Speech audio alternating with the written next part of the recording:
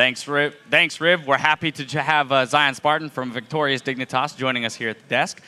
Pretty hard-fought win there, but I want to jump right into the beginning of the game where we saw a Gragas jungle come out. Tell me where you think that came from.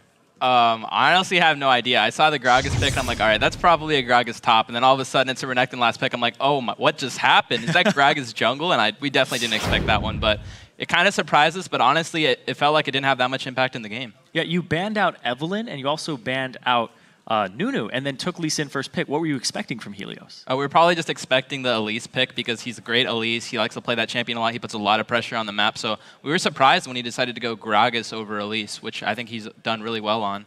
Yeah. All right, so seeing that Gragas jungle come in and then seeing the Renekton, did that change your guys' game plan at all going into the game?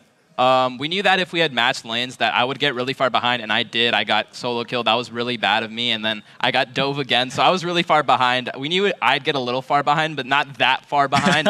That kind of threw a wrench in our plans, but we were able to pick it back up with my team got a lot of picks, and we just had really good vision control, and we were able to turn it around at all those Barons, and surprisingly, we somehow didn't throw at any of them, so that's another good point for us.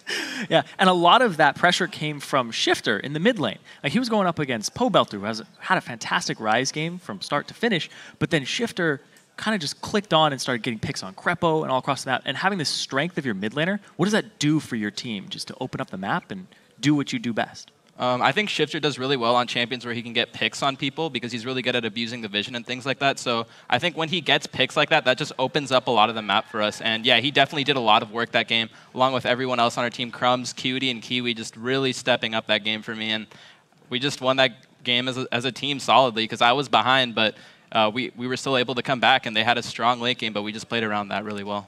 Yeah, absolutely. At one point even, we watched Crepo recall, sell his gold generation item just to pick up a Negatron cloak in order to negate some of that Syndra damage. So when you see something like that, does that allow you to then build a little bit differently and kind of play your own game as he's taking the weight off your shoulders?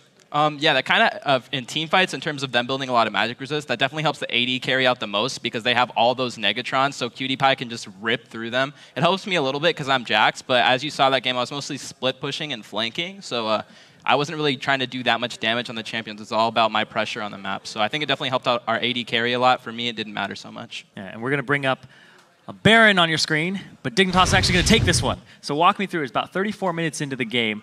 How do you guys walk out with this one?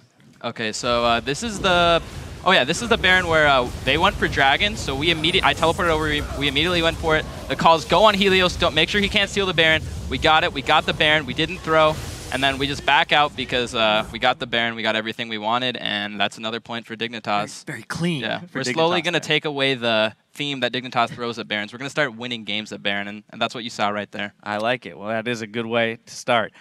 Now, that is the point in the game where you start pulling everything back together. The gold lead comes back into something that you can handle, and we start scaling into late game. Now, I want to touch on team fights in the late game as we saw EG building tons of tanky items, right? Banshee's Veils across the board, lots of health. How do team fights evolve when you get to that point, right? You see all this tankiness, positioning, targeting, burst potential.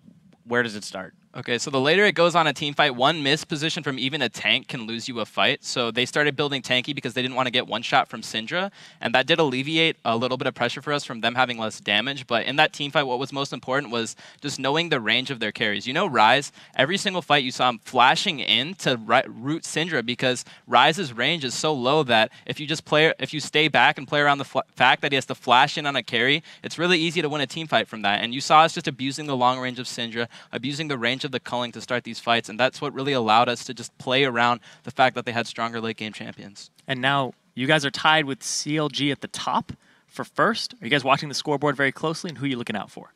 Yeah, we were watching the scoreboards closely. I was a little sad that Complexity lost to CLG. I'm like, they're up 5K. They got this. They can't possibly. Oh, no. The blue shell. Come on. Yeah, I was hoping they could pull that through. But yeah, we're definitely looking at the standings. It doesn't really matter that much because it's if we can win all our games because eventually we're going to play CLG again. Haven't done so well against them in the LCS, but I think we'll have a better match next time. And yeah, I think it just really matters if we can just keep getting better and learning from our mistakes. So I hope we can just keep improving from that. Final question.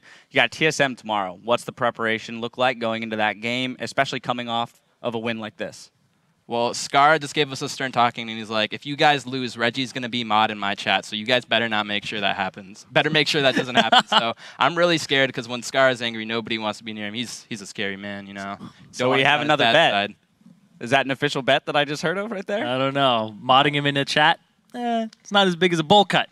No, not yeah, quite. It's not the same extent, but you know what? It's nice to have a little friendly rivalry going between us and TSM. Makes the games a little more interesting. Exactly. A little bit more motivation as if you didn't need it already. Well, thank you, Zion Spartan, for all of your insight.